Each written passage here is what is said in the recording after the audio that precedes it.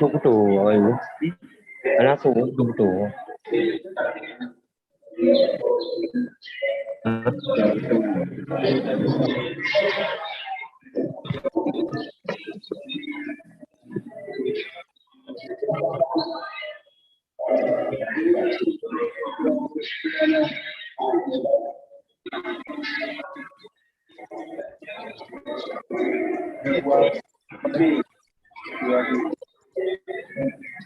Đúng tù rồi, nó xuống đúng tù.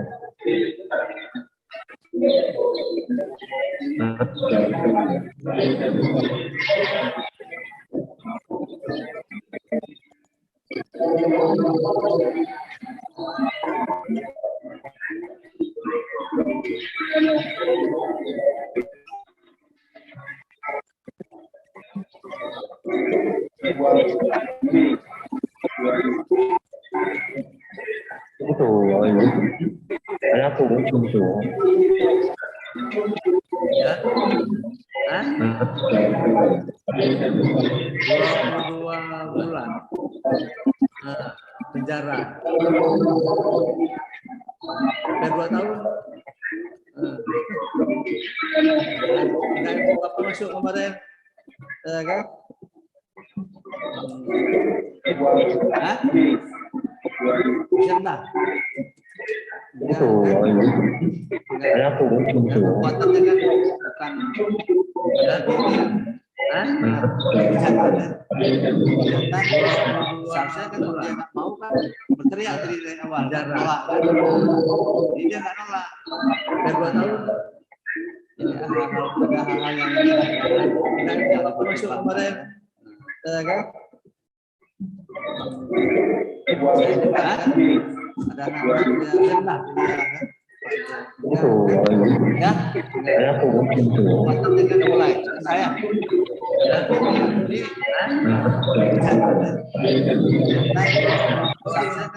mau kan langsung teriak nolak. Oh ya, langsung aja ya. Masuk kemarin, kan?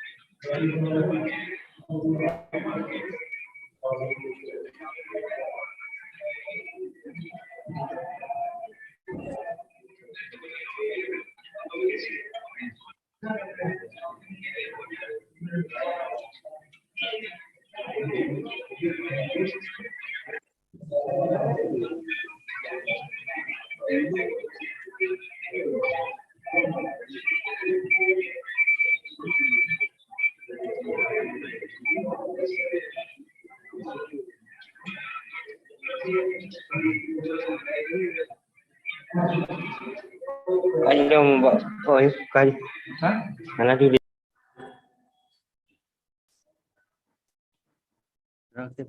Udah.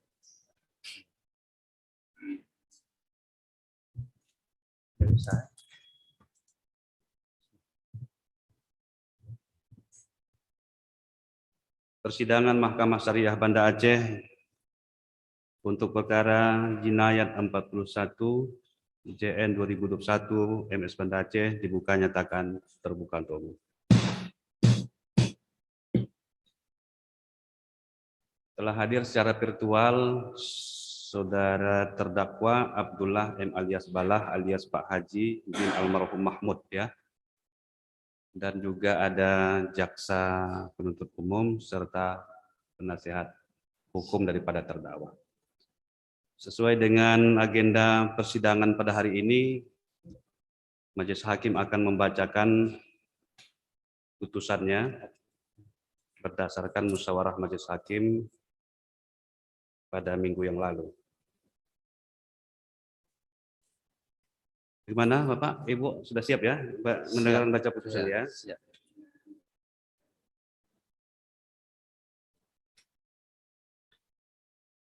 Kami akan bacakan bagian yang terpenting di bagian awal dan nanti selengkapnya dalam pertimbangannya akan kami bacakan selengkapnya. Putusan nomor 41 /JN 2021 MS Banda Aceh. Bismillahirrahmanirrahim. Demi keadilan berdasarkan ketuhanan yang Maha Esa, Mahkamah Syariah Banda Aceh yang memeriksa dan mengadili perkara jinayat pada tingkat pertama dengan acara pemeriksaan biasa dalam sidang Majelis Hakim telah menjatuhkan putusan dalam perkara terdakwa nama lengkap Abdullah M alias Balah alias Pak Haji bin Almarhum Mahmud. Tempat tanggal lahir Kumbang Sigli, umur tanggal lahir 53 tahun, 16 Maret 1958, jenis kelamin laki-laki, kewarganegaraan Indonesia, tempat tinggal Jalan SM Yamin nomor 7, Kelurahan Penayung, Kecamatan Kuta Alam, Kota Banda Aceh. Agama Islam, pekerjaan swasta, pendidikan SLTA tamat. Terdakwa ditahan berdasarkan surat perintah penetapan penahanan oleh penyidik Polresta Banda Aceh dimulai tanggal 16 September 2021, kemudian perpanjangan oleh Kepala Kejaksaan Negeri Banda Aceh, kemudian penuntut umum, kemudian Ketua Majelis Hakim Mahkamah Syariah Banda Aceh, kemudian Ketua Mahkamah Syariah Banda Aceh untuk perpanjangan penahanan, terakhir Ketua Mahkamah Syariah Aceh selama 30 hari di rumah tahanan kelas 2 B Banda Aceh dimulai tanggal 19 Desember 2021 sampai dengan tanggal 17 Januari 2022. Terdakwa didampingi oleh Bahadur Satri SH dan Zeki Amazan SH, advokat atau pengacara konsultan hukum pada kantor Bahadur Satri SH dan partner yang beralamat di Jalan Insinyur Haji Muhammad Tahir nomor 65 Lungbata Banda Aceh, surat kuasa yang telah didaftarkan di Kepaniteraan Mahkamah Syariah Banda Aceh nomor W1A1415 SK 2021 MS Banda Aceh tanggal 28 Oktober 2021. Mahkamah Syariah tersebut setelah membaca penetapan Ketua Mahkamah Syariah Banda Aceh nomor 41 JN 2021 MS Banda Aceh tanggal 19 Oktober 2021 tentang penetapan Majelis Hakim. Penetapan Ketua Majelis Hakim nomor 41 JN 2021 MS Banda Aceh tanggal 19 Oktober 2021 tentang penetapan hari sidang, berkas perkara dan surat-surat lain yang bersangkutan. Setelah mendengar keterangan saksi-saksi, ahli dan terdakwa serta memperhatikan barang bukti dan surat yang diajukan di persidangan. Setelah mendengar pembacaan tuntutan jarimah yang diajukan oleh jaksa penuntut umum yang pada pokoknya sebagai berikut dan seterusnya. Setelah mendengarkan pembelaan terdakwa atau penasihat hukum yang pada pokoknya sebagai berikut dan seterusnya, setelah mendengarkan tanggapan jaksa penuntut umum terhadap pembelaan terdakwa sebagaimana tersebut, menimbang bahwa terdakwa Abdullah M alias Balah alias Pak Haji bin almarhum Mahmud telah dihadapkan ke persidangan berdasarkan surat dakwaan jaksa penuntut umum nomor Rek Perdata PDM 63 Banda Aceh 10 2021 tanggal 13 Oktober 2021 yang isinya sebagaimana tersebut dalam dakwaan. Kemudian masing-masing pihak telah mengajukan saksi-saksi dan alat bukti di persidangan, dan selanjutnya kita akan bacakan bagian pertimbangannya. Menimbang bahwa berdasarkan seluruh alat bukti yang diajukan di persidangan, diperoleh fakta-fakta hukum sebagai berikut. Bahwa terdakwa adalah seorang laki-laki bernama Abdullah M alias Balah alias Pak Haji bin almarhum Mahmud, umur 53 tahun, agama Islam, suku Aceh, pekerjaan wira swasta, bertempat tinggal di Jalan SM Yamin nomor 7 Kampung Penayong, Kecamatan Kuta Alam, Kota Banda Aceh. Selain bekerja sebagai penjual martabak telur, terdakwa juga seorang yang mampu melakukan pengobatan dengan cara pemijatan dan ruqyat. Bahwa terdakwa dengan suami korban bernama Eko Bayu Saputro sudah kenal, bahkan sama-sama belajar dengan Tengku Bukhari dalam Teba dalam satu kelompok zikir untuk pembersihan hati. Terdakwa sudah 3 kali datang ke rumah untuk melakukan pengobatan dengan cara memijat. Bahwa pada hari Kamis tanggal 19 Agustus 2021 sekitar pukul 15.20 WIB, terdakwa datang ke rumah korban menggunakan mobil merek Isuzu Panther nomor polisi BD 1243 PY dengan menggunakan baju lengan panjang dan kain sorban berwarna kuning di kepalanya. Bahwa sebelum datang terdakwa menghubungi suami korban melalui HP namun tidak diangkat. Lalu terdakwa berinisiatif datang ke rumah korban dengan maksud untuk silaturahmi dengan suami korban dan melihat kesehatan korban. Tiba di rumah korban, diketahui ternyata suami korban tidak berada di rumah, sedang dinas keluar kota. Menimbang bahwa terdakwa masuk ke rumah dan duduk di ruang tamu di atas karpet.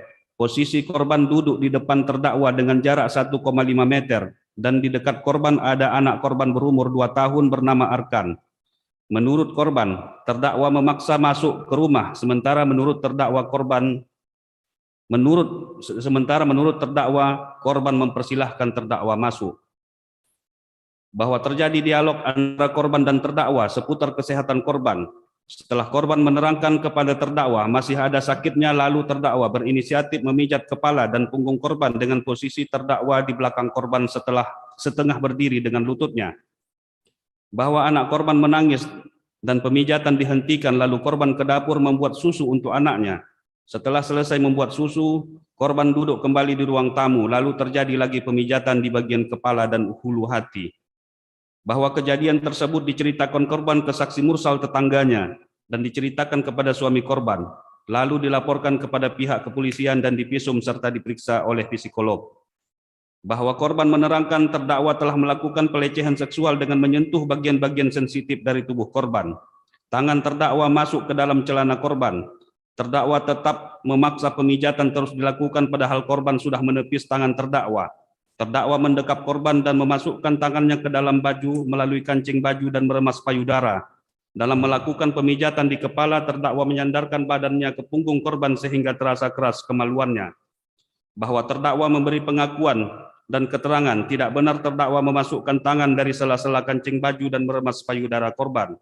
Tidak benar terdakwa memasukkan tangan ke dalam celana korban. Tidak benar terdakwa merangkul dan menempelkan penis ke punggung korban. Segala bentuk pemijatan yang dilakukan tidak ada penolakan dari korban. Tidak benar korban menepis tangan terdakwa dan tidak juga mengatakan apapun. Dalam melakukan pemijatan, korban diam saja. Terdakwa melakukan pengobatan dengan cara memijat bagian kepala dan punggung korban dari luar baju. Terdakwa juga memijat hulu hati dari dalam baju korban dan tidak ada reaksi apapun dari korban. Dalam melakukan pemijatan di kepala, badan korban menyentuh badan terdakwa sehingga kemaluan terdakwa tersentuh sedikit ke punggung korban. Posisi kemaluan terdakwa keras sebab timbul birahi tapi tidak memikirkan apapun. Menimbang bahwa selanjutnya majelis hakim akan mempertimbangkan apakah berdasarkan fakta-fakta tersebut di atas, terdakwa dapat dinyatakan telah melakukan jarimah pelecehan seksual sebagaimana yang didakwakan kepadanya. Menimbang bahwa terdakwa telah didakwa oleh jaksa penuntut umum dengan dakwaan tunggal sebagaimana diatur dan diancam dengan ukubat dalam pasal 46 Konun Aceh nomor 6 tahun 2014 tentang hukum jinayat. Setiap orang yang dengan sengaja melakukan jarimah pelecehan seksual diancam dengan ukubat ta'zir, cambuk paling banyak 45 kali atau denda paling banyak 450 gram emas murni atau penjara paling lama 45 bulan. Jungto pasal 1 angka ke-27 Konun Aceh nomor 6 tahun 2014 tentang hukum jinayat. Pelecehan seksual adalah perbuatan asusila atau perbuatan cabul yang sengaja dilakukan seseorang di depan umum atau terhadap orang lain sebagai korban, baik laki-laki maupun perempuan tanpa kerelaan korban. Yang unsur-unsurnya adalah 1. Setiap orang. 2. Dengan sengaja. 3. Melakukan jarimah pelecehan seksual. 4. Tanpa kerelaan korban. Menimbang bahwa dalam mempertimbangkan unsur-unsur dari pasal-pasal tersebut di atas, majelis hakim menggunakan pola SPK dalam tata bahasa Indonesia, yaitu subjek, predikat, dan keterangan. Berdasarkan pola tersebut, maka sebagai subjeknya adalah setiap orang, predikatnya adalah melakukan jarimah pelecehan seksual, dan keterangannya adalah dengan sengaja tanpa kerelaan korban. Dengan demikian, majelis hakim akan mempertimbangkan unsur-unsur dari pasal-pasal dimaksud secara berurutan. 1. Setiap orang. 2. Melakukan jarimah pelecehan seksual. 3. Dengan sengaja. 4. Tanpa kerelaan korban sebagaimana tersebut di bawah ini. 1. Unsur setiap orang. Menimbang bahwa definisi setiap orang dalam konteks perkara ini diatur dalam pasal 1 angka ke-38 Jungto pasal 5 huruf A Konun Aceh nomor 6 tahun 2014 tentang hukum jinayat, yaitu orang perseorangan yang beragama Islam yang berada di Aceh. Kata setiap orang menunjuk kepada subjek hukum berupa orang sebagai pemangku hak dan kewajiban yang dapat dimintakan kepadanya pertanggungjawaban hukum terhadap perbuatannya.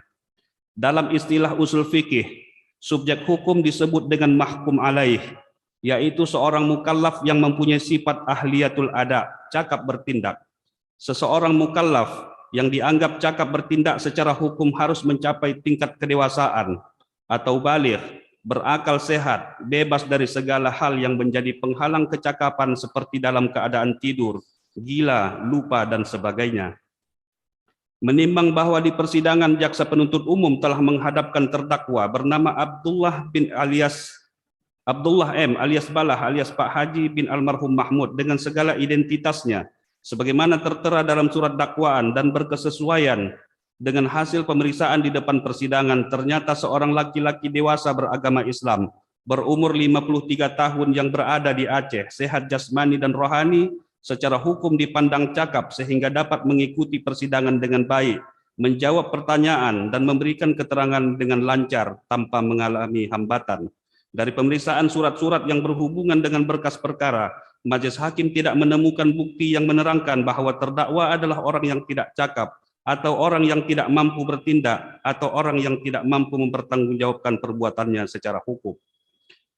Menimbang bahwa berdasarkan pertimbangan tersebut di atas, majelis hakim berkeyakinan apa yang dimaksud dengan unsur setiap orang telah terpenuhi secara hukum. Namun untuk menyatakan bahwa terdakwa terbukti bersalah ataukah tidak melakukan jarimah sebagaimana yang didakwakan tidak cukup sebatas identitas, akan tetapi haruslah terpenuhi semua unsur dari pasal-pasal yang didakwakan kepadanya.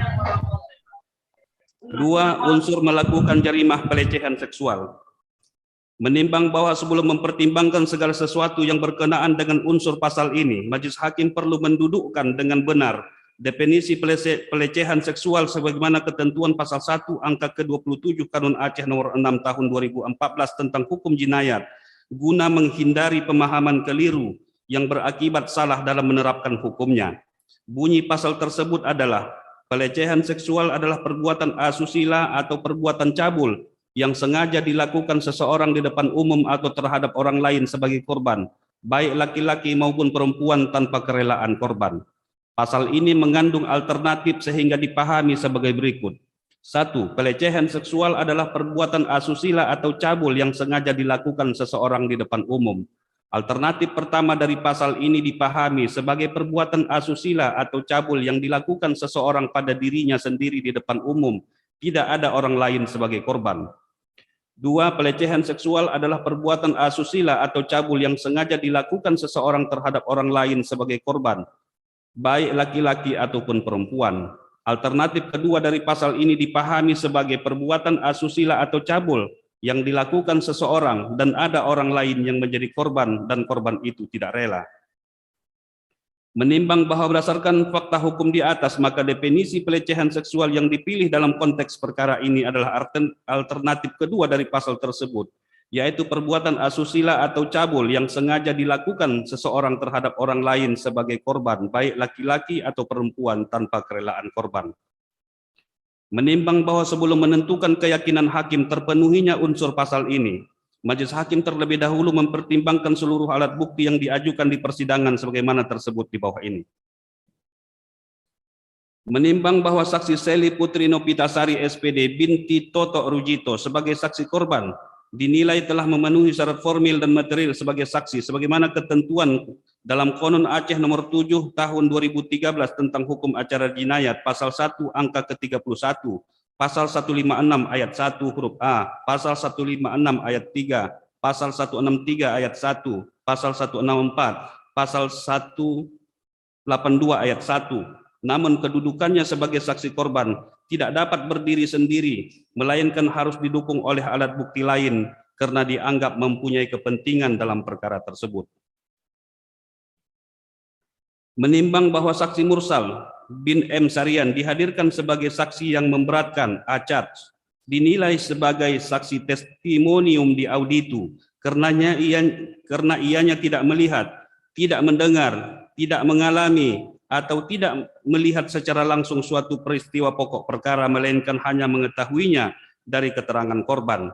Saksi Mursal bin M. Sarian tidak dapat ditarik sebagai saksi berantai atau ketting bewitch menurut pasal 182 ayat 4 Konun Aceh nomor 7 tahun 2013 tentang hukum jinayat, hukum acara jinayat, sebab keterangannya itu hanya sampai untuk membuktikan bahwa terdakwa benar datang ke rumah korban. Tidak ada saksi lain yang keterangannya berdiri sendiri dan saling berhubungan satu dengan lain yang mampu membenarkan adanya suatu kejadian secara meyakinkan.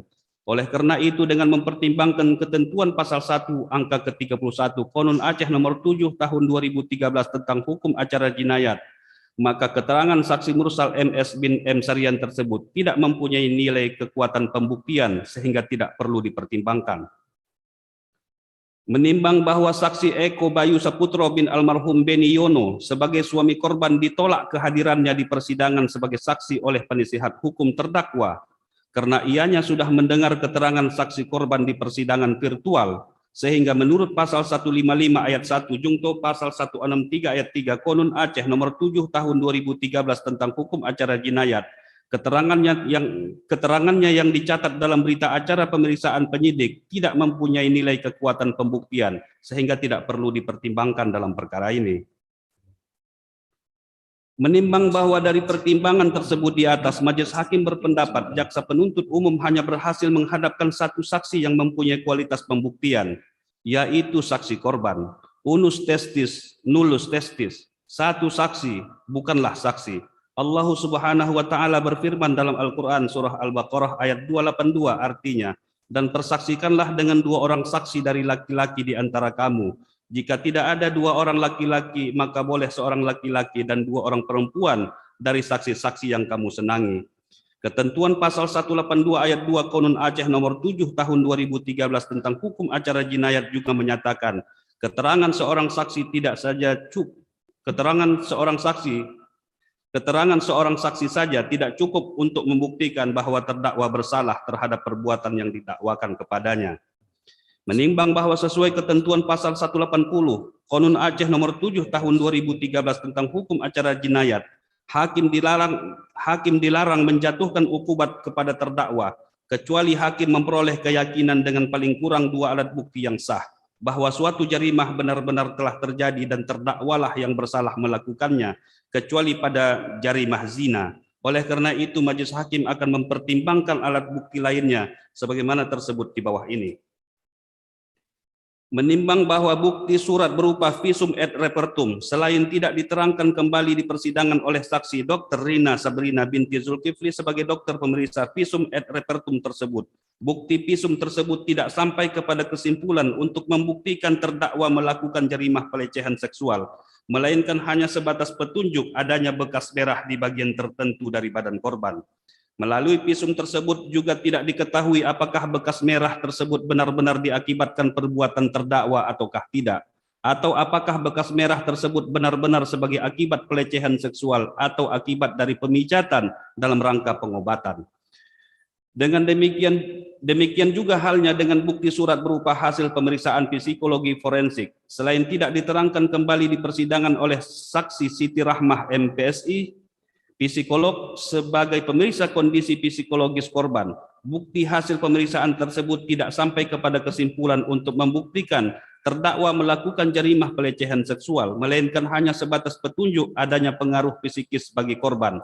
Melalui hasil pemeriksaan psikologi forensik tersebut tidak diketahui apakah pengaruh psikis tersebut benar-benar disebabkan perbuatan terdakwa ataukah tidak. Terlebih-lebih di persidangan terlihat keadaan korban cukup baik, mampu menjawab semua pertanyaan yang diajukan, dan mampu menjelaskannya dengan baik dan lancar tanpa hambatan. Dengan demikian, petunjuk melalui 2 bukti surat di atas tidak dapat ditarik menjadi alat bukti yang kuat untuk menyatakan terdakwa bersalah melakukan jarimah pelecehan seksual. Oleh karena itu, bukti visum et repertum dan bukti hasil pemeriksaan psikologi forensik tidak dipertimbangkan dalam perkara ini.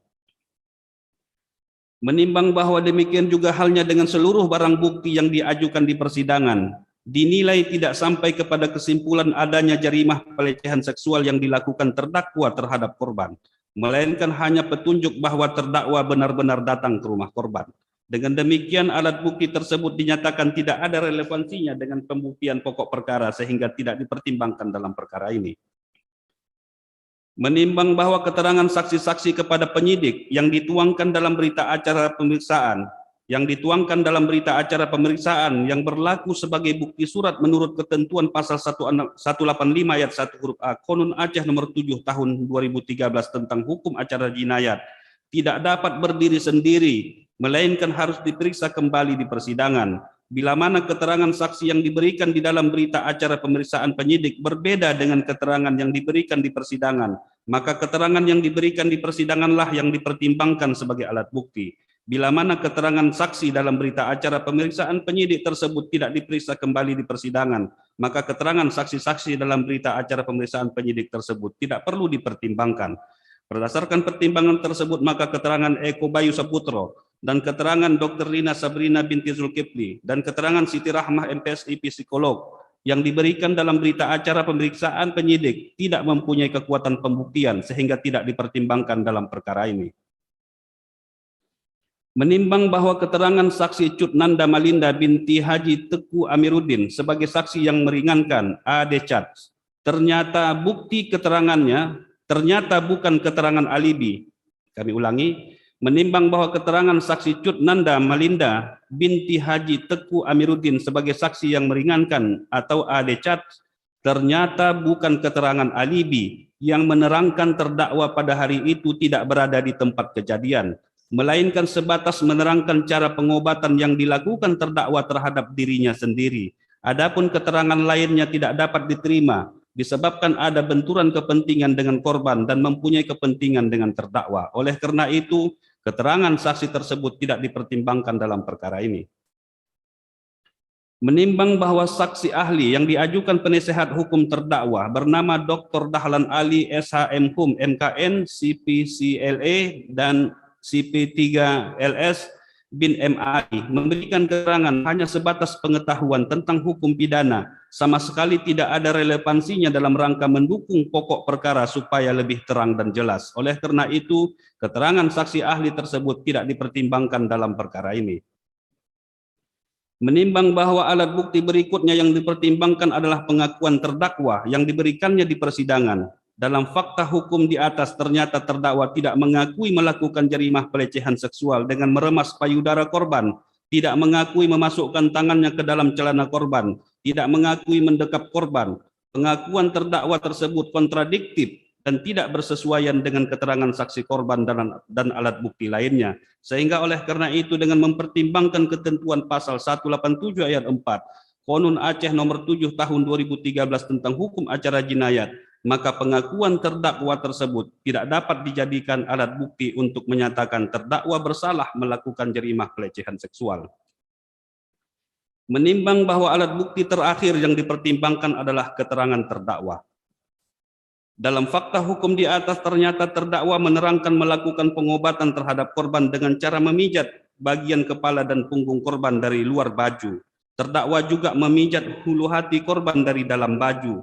Tidak ada reaksi apapun dari korban. Korban diam saja. Menurut pendapat majelis hakim, perbuatan terdakwa seperti itu belum termasuk kepada perbuatan asusila atau perbuatan cabul, sebab masih dalam rangka pengobatan yang memang dilakukannya dengan cara memijat, sebagaimana pengobatan yang dilakukannya pada 3 kali pengobatan sebelumnya. Perbedaannya adalah pada 3 pengobatan sebelumnya didampingi oleh suami dan sentuhan pada bagian sensitif dimintakan bantuan kepada suami korban untuk melakukannya. Sedangkan pengobatan terakhir ini dilakukan tanpa didampingi suami korban dan sentuhan pada bagian sensitif dilakukan sendiri oleh terdakwa tanpa reaksi apapun dari korban sebagai bentuk keberatannya. Adapun keterangan korban yang mengatakan kedatangan terdakwa tidak diminta, terdakwa memaksa masuk ke dalam rumah, tangan terdakwa masuk ke sela-sela baju, tangan terdakwa masuk ke dalam celana korban, terdakwa meremas payudara korban, dan korban menepis tangan terdakwa sebagai bentuk perlawanannya tidak didukung oleh bukti yang cukup, sehingga keterangan tersebut tidak dipertimbangkan dalam perkara ini. Menimbang bahwa dalam fakta hukum di atas, terdakwa menerangkan dalam melakukan pemijatan di kepala badan korban menyentuh badan terdakwa, sehingga kemaluan terdakwa tersentuh sedikit ke punggung korban. Terdakwa juga menerangkan kemaluan terdakwa keras sebab timbul birahi tapi tidak memikirkan apapun.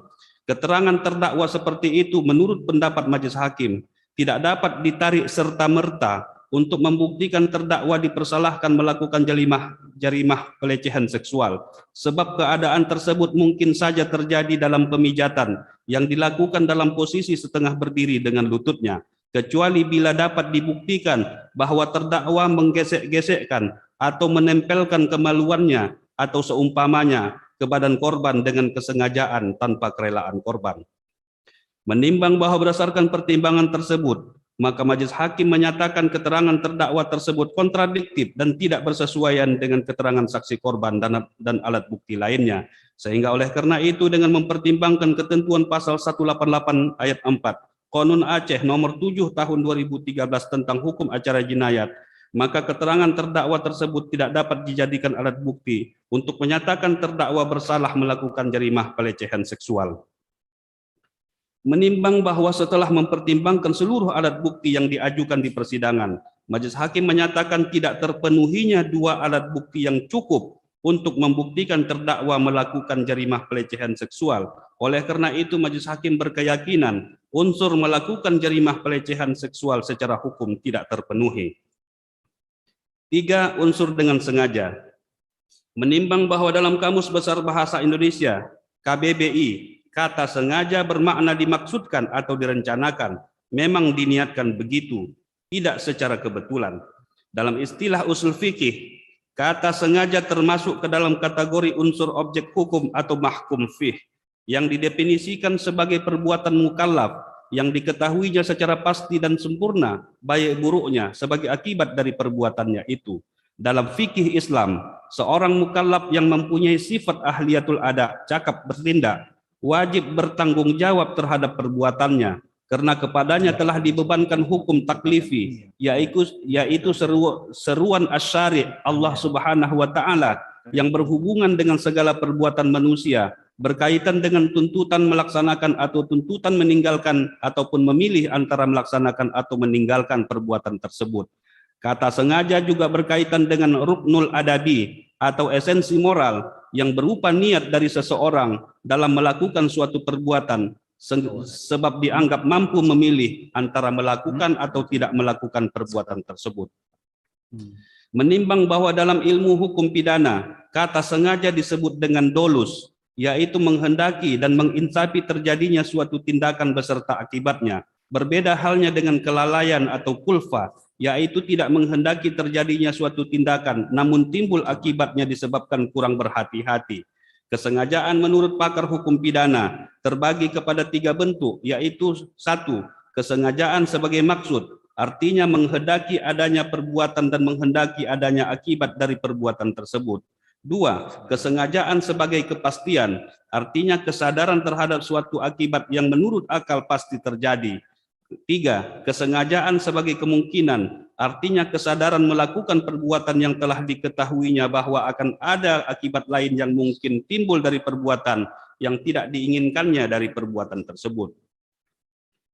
Menimbang bahwa berdasarkan fakta hukum di atas, terdakwa sudah mengenal suami korban bernama Eko Bayu Saputro, bahkan sama-sama belajar dengan guru Tengku Bukhari di Lamteba dalam kelompok zikir untuk pembersihan hati. Terdakwa sudah 3 kali datang ke rumah untuk melakukan pengobatan dengan cara memijat korban. Menurut majelis hakim, ada 3 informasi yang didapatkan dalam fakta hukum ini, yaitu 1. Terdakwa bukanlah orang asing bagi suami dan saksi korban sendiri. 2. Terdakwa berprofesi atau setidak-tidaknya dipercaya mengobati saksi korban. 3. Cara pengobatan yang dilakukan terdakwa adalah dengan memijat. Kemudian begitu juga dengan fakta hukum yang menerangkan bahwa sebelum datang terdakwa menghubungi suami korban melalui HP namun tidak diangkat. Lalu terdakwa berinisiatif datang ke rumah korban untuk silaturahmi dengan suami korban dan melihat keadaan dan melihat kesehatan korban. Tiba di rumah korban, diketahui ternyata suami korban tidak berada di rumah, sedang dinas keluar kota. Menurut majelis hakim ada 3 informasi yang didapatkan dalam fakta hukum ini, yaitu 1. Terdakwa telah mencoba menghubungi suami korban untuk mengutarakan maksud kedatangannya. 2. Terdakwa berniat untuk silaturahmi. 3. Terdakwa ingin melihat kesehatan korban.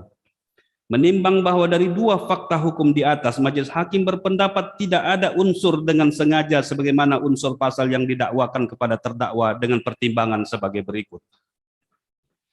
A. Sekalipun kedatangan terdakwa waktu itu tidak diminta sebagaimana biasanya, akan tetapi dengan perkenalannya yang cukup lama dan bukan sebagai orang asing bagi suami korban, termasuk bagi korban sendiri, maka niat silaturahmi dari terdakwa tersebut merupakan sesuatu hal yang wajar. Kehadiran terdakwa yang tidak diminta seperti itu tidak dapat ditarik untuk menyimpulkan bahwa terdakwa mempunyai maksud atau sengaja berniat akan melakukan perbuatan yang didakwakan. B. Perbuatan terdakwa masuk ke dalam rumah korban di saat suami korban tidak berada di rumah, sekalipun keadaan pintu rumah terbuka lebar, maka dalam konteks merumuskan unsur dengan sengaja ini tidak dapat ditarik untuk menyimpulkan bahwa terdakwa mempunyai maksud atau sengaja berniat akan melakukan perbuatan yang didakwakan. Memang Islam mengajarkan semestinya terdakwa tidak masuk ke rumah korban dalam keadaan suami korban tidak ada. Begitu juga sebaliknya, semestinya korban menolak terdakwa untuk memasuki rumahnya dalam rangka menjaga muruah atau wibawa korban sebagai istri, namun hal itu tidak terjadi. C. Pemijatan yang dilakukan terdakwa terhadap korban dalam 2 sesi dipandang sebagai bentuk menjalankan keahlian dalam mengobati. 3 kali pengobatan yang dilakukan oleh terdakwa terhadap korban berjalan dengan baik. Adapun pemijatan yang dilakukan pada bagian tertentu lalu tersentuh bagian lain yang berdekatan, tidak dapat ditarik untuk menyimpulkan bahwa terdakwa mempunyai maksud atau sengaja berniat akan melakukan perbuatan yang didakwakan. Terlebih-lebih dalam keadaan seperti itu, tidak ada perlawanan yang seimbang dengan cara berteriak atau setidak-tidaknya pergi meninggalkan terdakwa. Menimbang bahwa berdasarkan pertimbangan tersebut di atas, majelis hakim berkeyakinan unsur dengan sengaja secara hukum tidak terpenuhi. 4. Unsur tanpa kerelaan korban. Menimbang bahwa sebagaimana telah dipertimbangkan di atas dalam hal mana unsur melakukan jerimah pelecehan seksual dan unsur dengan sengaja secara hukum tidak terpenuhi, maka unsur tanpa kerelaan korban tidak perlu dipertimbangkan lebih lanjut lagi. Menimbang bahwa dalam sistem pembuktian jerimah, maka segala unsur pasal yang didakwakan kepada terdakwa secara kumulatif atau keseluruhan meski terpenuhi minimal dengan kekuatan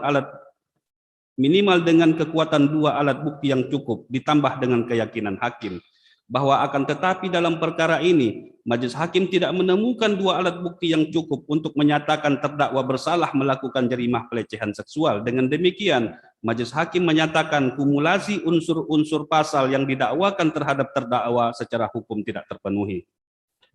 Menimbang bahwa sebagaimana telah dipertimbangkan di atas, dalam hal mana unsur pasal dengan sengaja dan unsur pasal melakukan jerimah pelecehan seksual dalam dakwaan tunggal jaksa penuntut umum pasal 46 Jungto pasal 1 ke 27 Konon Aceh nomor 6 tahun 2014 tentang hukum jinayat tidak terpenuhi secara hukum, maka terdakwa haruslah dinyatakan tidak terbukti secara sah dan meyakinkan melakukan jerimah pelecehan seksual sebagaimana dakwaan tunggal. Sehingga oleh karena itu dengan menunjuk ketentuan pasal 191 ayat 2 Konon Aceh nomor 7 tahun 2013 tentang hukum acara jinayat, terdakwa haruslah dibebaskan dari dakwaan tersebut.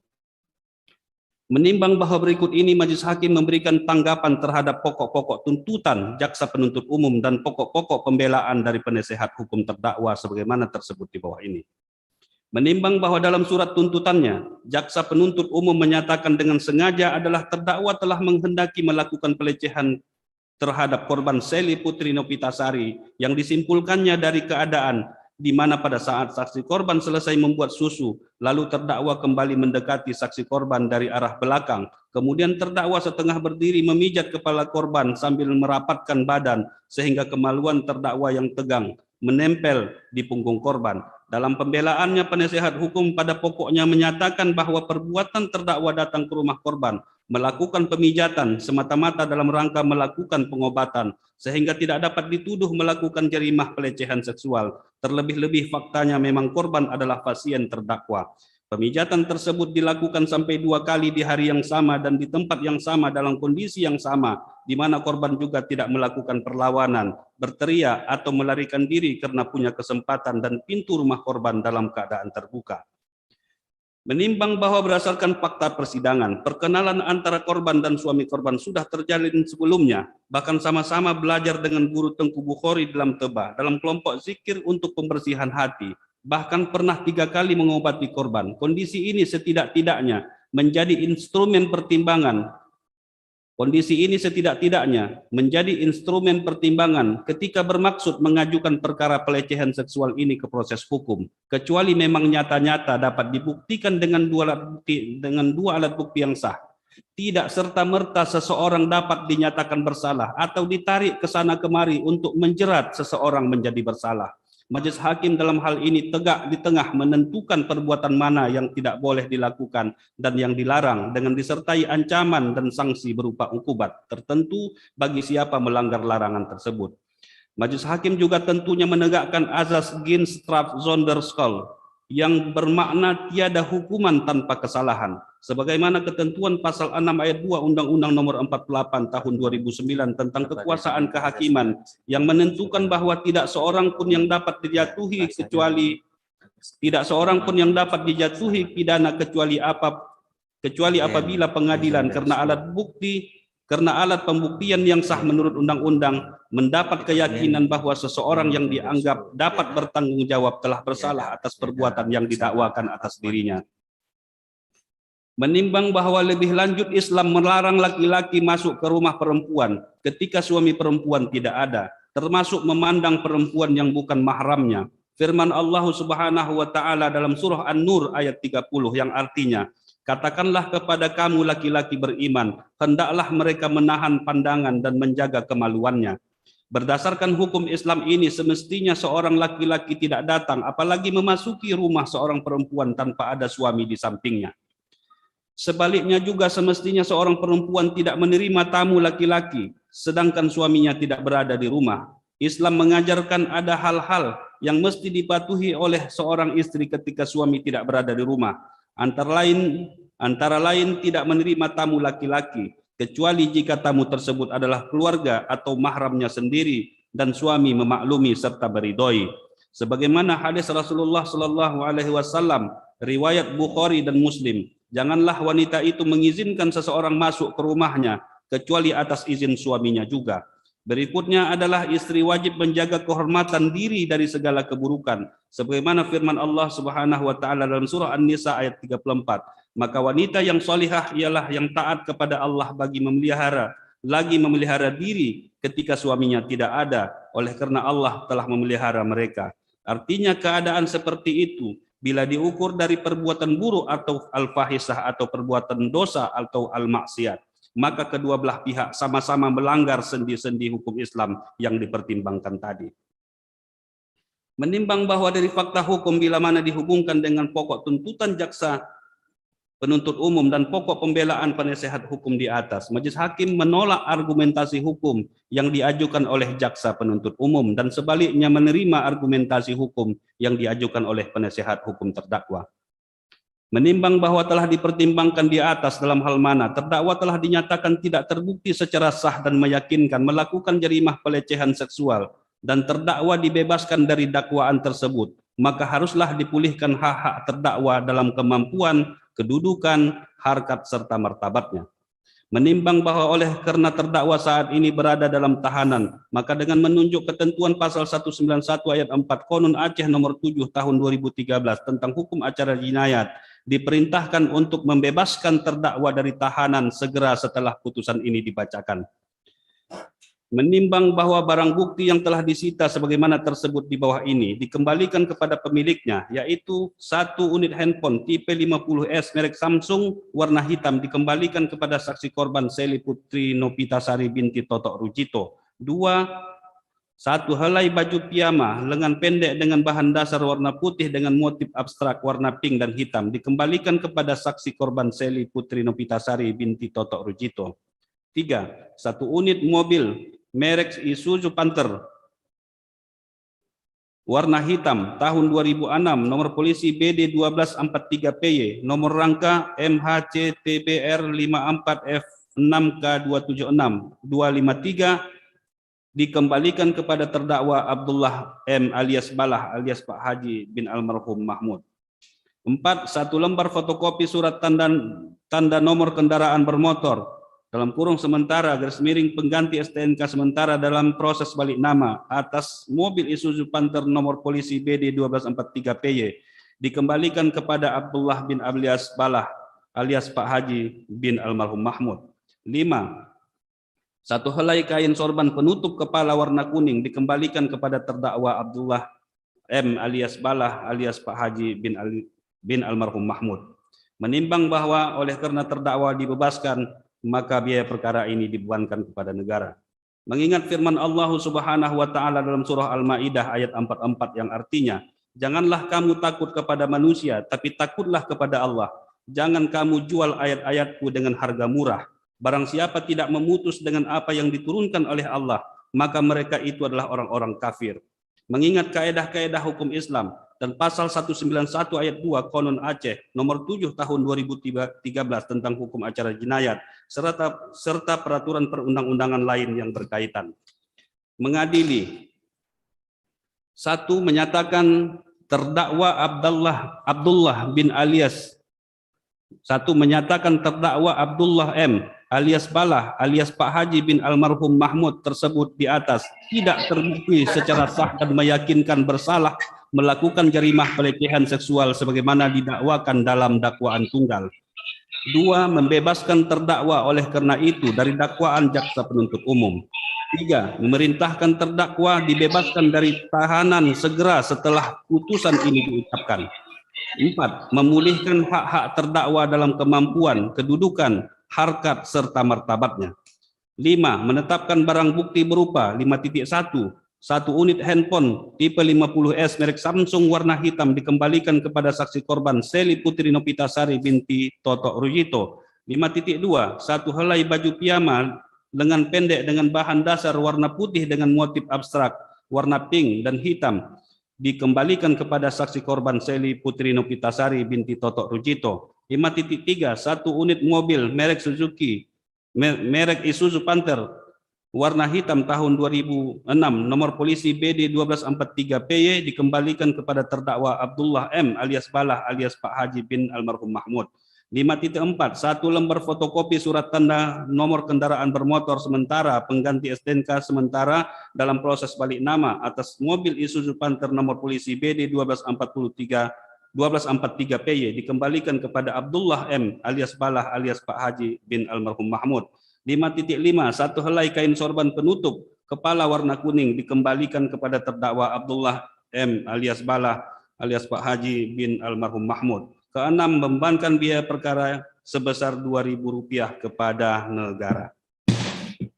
Demikian diputuskan dalam sidang permusyawaratan Majelis Hakim Mahkamah Syariah Banda Aceh pada hari Senin tanggal 13 Desember 2021 Masehi bertepatan dengan tanggal 9 Jumadil Awal 1443 Hijriah oleh Dr. Andus Muslim SHMA sebagai Ketua Majelis, Dr. Andus Irfan Nawi Hasibuan SH dan Dr. Andus Said Saptijar MH masing-masing sebagai hakim anggota dan diucapkan dalam sidang terbuka untuk umum pada hari ini Kamis tanggal 23 Desember 2021 bertepatan dengan tanggal 19 Jumadil Awal 1443 Hijriah oleh Ketua Majelis Hakim tersebut dengan didampingi hakim anggota Dr. Andus Irfan Nawi Hasibuan SH dan Dr. Andus Said Saptijar MH dan dibantu oleh Karunawati SH sebagai panitera pengganti serta dihadiri oleh jaksa penuntut umum dan terdakwa didampingi oleh penasihat hukumnya.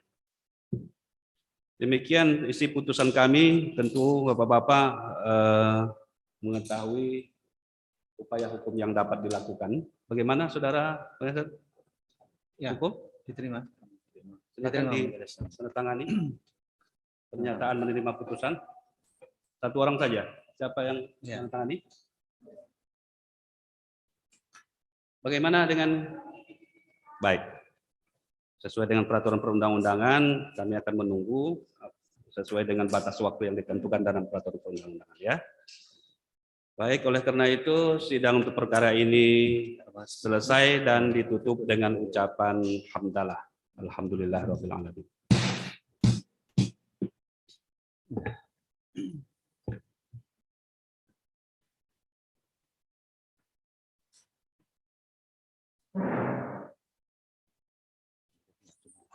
Siap. Iya. Sama-sama. Ayo.